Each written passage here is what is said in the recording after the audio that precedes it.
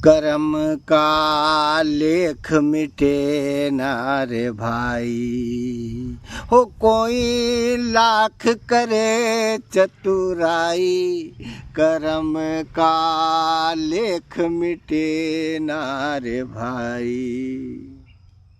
जहाँ जाणू लिखियो है, जहाँ भुगतणू लिखियो है, वहाँ तम केतरी भी चतुराई कर लो, तमारो दाम देणू ज पड़ेगो।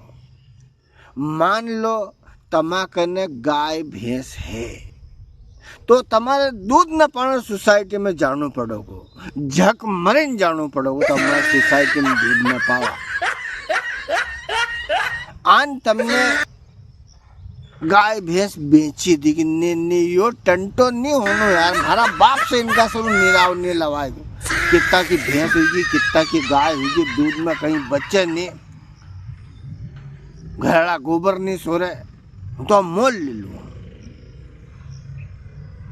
तो वहाँ दूध लेने जानू पड़ोगे काका जी को, जहाँ तुम नपाने नहीं गया, नपाने से बचा तो लेने जाओ, आप जानू पड़ेगा तुम्हारे रेल माता है।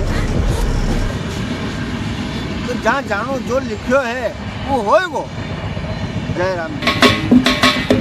रेल माता।